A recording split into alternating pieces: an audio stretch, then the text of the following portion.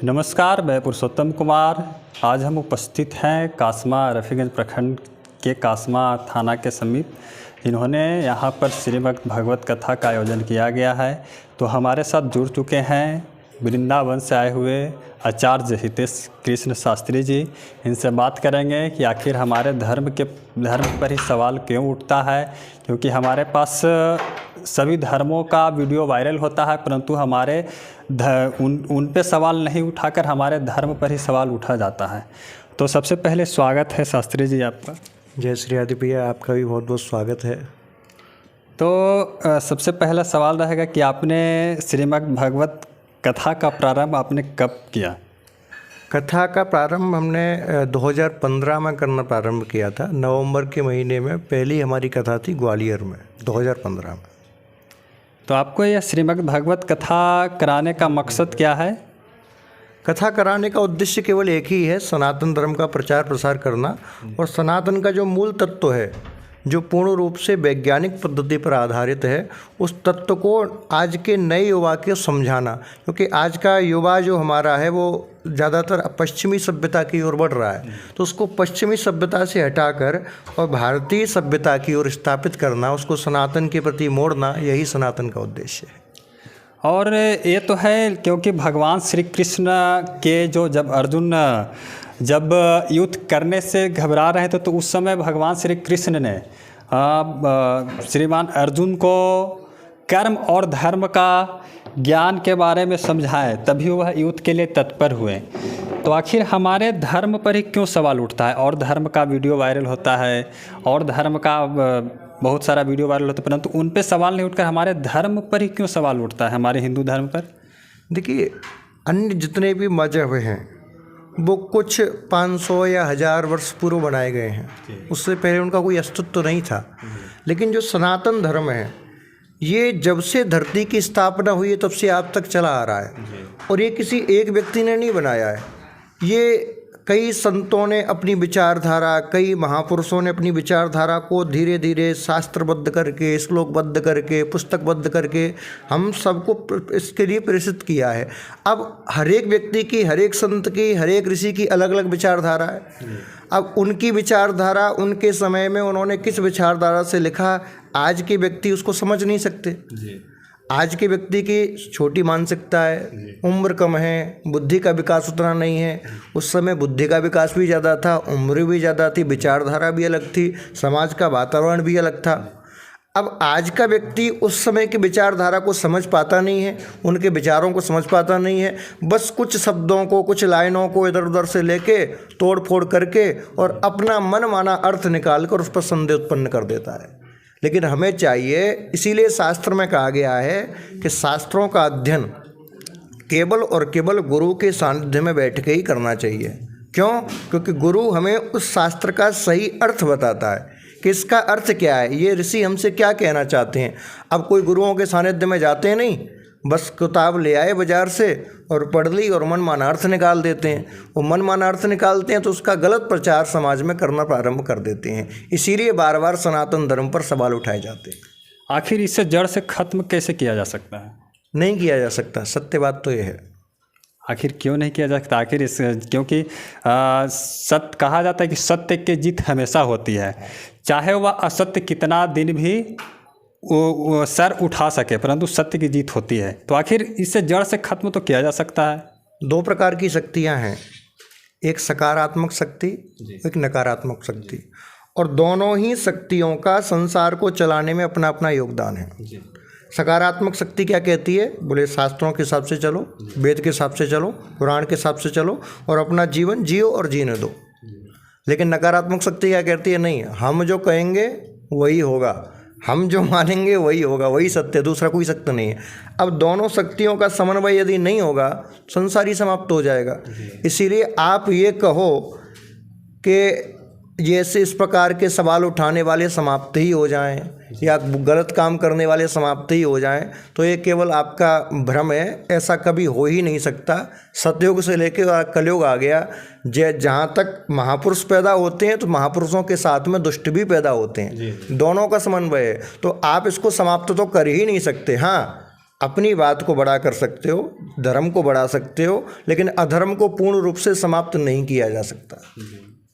आखिर आपने श्रीमद् भगवत गीता का पाठ का आयोजन करवाते हैं और आप भागवत गीता नहीं, भागवत कथा, भागवत कथा का, तो आप में ऊर्जा कहाँ से आती है? देखो, ऊर्जा तो सब में महात्मा संतों की देन और उस परमेश्वर की ऊर्जा है, इस प्रकृति की ऊर्जा है। सब में ऊर्जा उतनी है, किसी में कम ज़्यादा नहीं है। बस अंतर इतना है, कोई अपनी ऊर्जा को जागृत कर लेता है, कोई नहीं कर पाता। सबके अंदर वही पंच तत्व है, किसी के अंदर 6 नहीं है। परंतु आपका कथा भी सुनते हैं और आपकी कथा का आनंद भी लिए हैं यूट्यूब के माध्यम से, और यहाँ पर तो आ नहीं सके, समय नहीं मिल पाया। परंतु आपके साथ साथ जितने भी दर्शक होते हैं, हजारों हजार की संख्या में दर्शक, तो वो भी झूम उठते हैं। इसके पीछे क्या राज है? इसके पीछे ईश्वर की शक्ति है, क्योंकि मानव कोई ऐसा काम नहीं कर सकता। कोई मानव चाहे तो एक व्यक्ति से भी वो नहीं जुड़ पाता। ईश्वर की शक्ति है, उस गद्दी का प्रभाव है। व्यास गद्दी पर बैठ के ईश्वर का आह्वान किया जाता है तो ईश्वर अपने आप अपने लोगों को कनेक्ट कर देते हैं। उसमें हमारा कोई ऐसा खास वो नहीं है।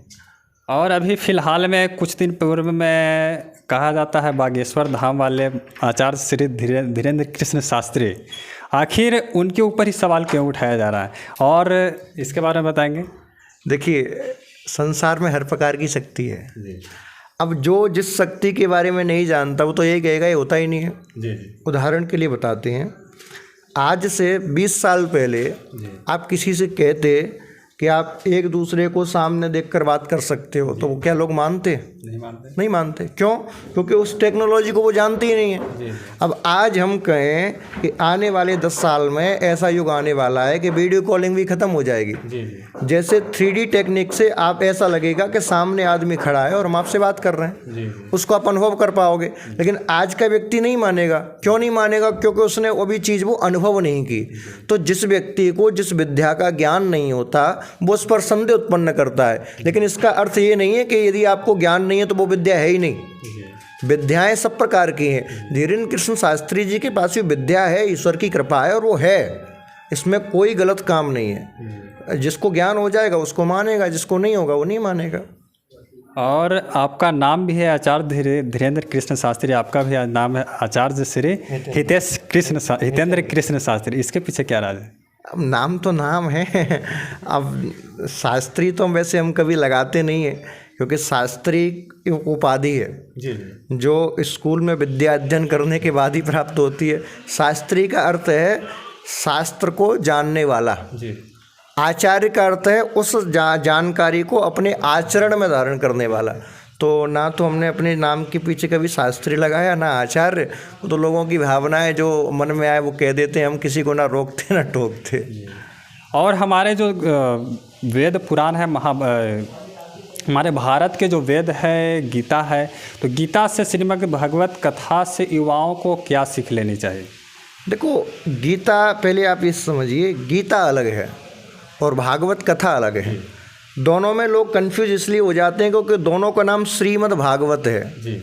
उसका नाम गीता, इसका नाम कथा है। अब श्रीमद् भागवत, दोनों का नाम भागवत क्यों है? क्योंकि भगवान के द्वारा दोनों कही गई हैं। भगवान के द्वारा ही चतुर्श्लोकी भागवत का व्याख्यान किया गया और भगवान के द्वारा ही गीता का व्याख्यान किया गया।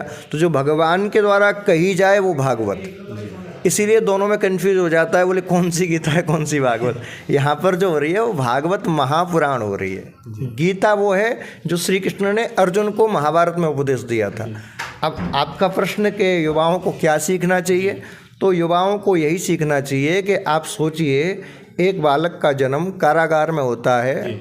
उसका जैसे ही जन्म होता है, जन्म होते ही अपने माँ बाप से दूर हो जाता है। लालन पालन एक ग्वारियाओं के घर में होता है, गौ माता के आसपास में, जहाँ पर कोई ऐसी व्यवस्थाएं नहीं है आधुनिक। और वो बालक इतना योग्य बन जाता है कि इतने बड़े मथुरा सम्राट के राजा को समाप्त करके नई पद्धति प्रारंभ करता है। और इतना ही नहीं, उस समय के सबसे बड़े सम्राट मगध जो जरासंध है, उस समय का सबसे बड़ा सम्राट था। उससे बड़ा शक्तिशाली, उससे बड़ा वैभवशाली कोई सम्राट नहीं था उस समय। इतने बड़े सम्राट को 17 बार वो परास्त करता है एक छोटी सी सेना से। और इतना ही नहीं, उसको परास्त करके एक नई नगरी का निर्माण करता है अपने लिए, और उस नगरी में वैभव के साथ विराजमान होता है। ये भारत के युवाओं को सीखना चाहिए कि जब एक कारागार में जन्म लेने वाला बालक द्वारकाधीश बन सकता है तो हम क्या नहीं कर सकते। इसीलिए कृष्ण से सीखिए कि जब द्वारकाधीश कृष्ण बन सकते हैं तो हम भी जीवन में कुछ भी प्राप्त कर सकते हैं। और ये भी कहा जाता है कि भगवान श्री कृष्ण सांवले थे, परंतु गुण का बखान रूप से नहीं किया जा सकता। क्या वो ये देखो, रूप तो सबके अलग अलग हैं। कोई श्याम रंग का है, कोई गौर रंग का है, दो ही रूप हैं। कारे और गौर, यही दो रूप होते हैं। कोई नहीं हरा पीरा तो होता नहीं। तो रूप तो ठाकुर जी के अलग अलग हैं। जैसे जिस अवतार में आवश्यकता पड़ती है वैसा रूप लेके आते हैं वो। और गीता के बारे में विशेष संदेश दर्शकों को क्या देना चाहेंगे? देखिए, गीता को आजकल लोगों ने बहुत हल्के में ले लिया है। लोग सोचते हैं बस गीता का पाठ कर लो या बस गीता के एक दो श्लोक याद कर लो, काम हो गया। नहीं, गीता के सिद्धांत को समझने के लिए पहले आपको अर्जुन जैसी सहनशीलता लानी पड़ेगी। गीता के सिद्धांत को समझने के लिए पहले अर्जुन जैसी एकाग्रता लानी पड़ेगी। गीता के सिद्धांत को समझने के लिए अर्जुन जैसी श्रद्धा लानी पड़ेगी। गीता के सिद्धांत को समझने के लिए अर्जुन जैसा समर्पण लाना पड़ेगा। जब तक श्रद्धा, समर्पण, एकाग्रता, निष्ठा ये चारों आपके अंदर नहीं होंगी, आप गीता को 1000 बार पढ़ लेना, समझ में ही नहीं आएगी। श्लोकों को 1000 बार अर्थ लगा लेना, समझ में ही नहीं आएगा। लोग कहते हैं भगवान ने कर्म का सिद्धांत दिया, कर्म करो, फल की चिंता मत करो। ऐसा नहीं है। जो व्यक्ति सच्चे हृदय से कर्म करेगा वो फल की सोचेगा ही नहीं। फल की चिंता मत करो। अच्छा, मुझे बताइए, संसार में ऐसा कोई व्यक्ति है जो कर्म करे फल की चिंता ना करे?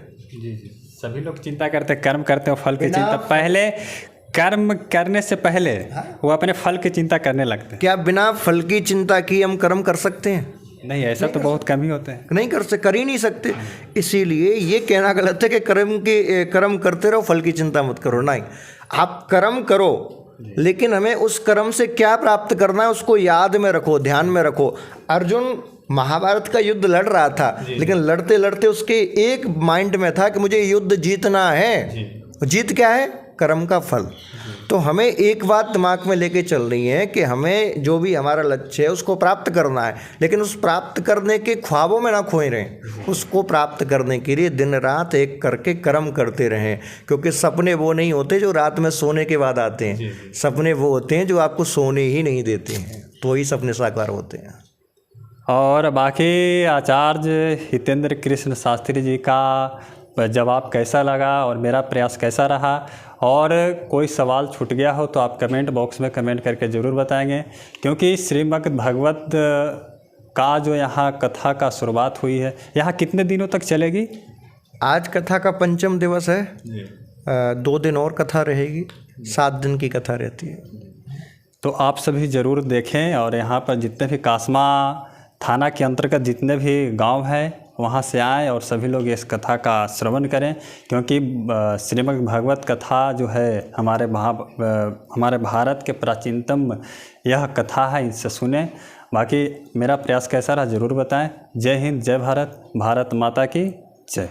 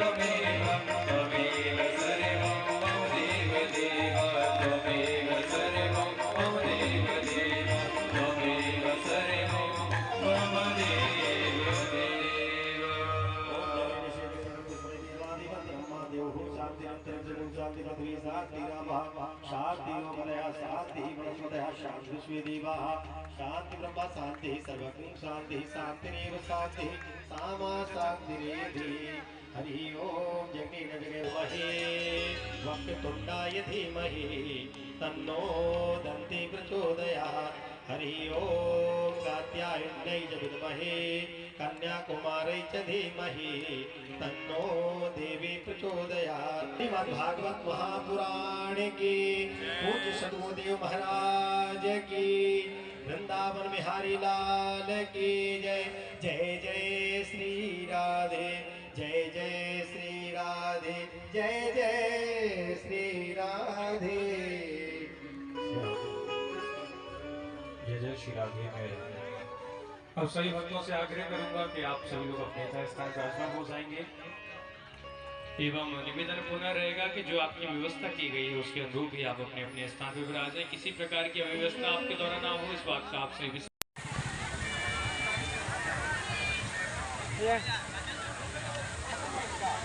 जो भी श्रद्धालुगण दान करने के इच्छुक हैं वो यह कार्यालय में आए, दान के और पुण्य के भागी बने। जय माता दी।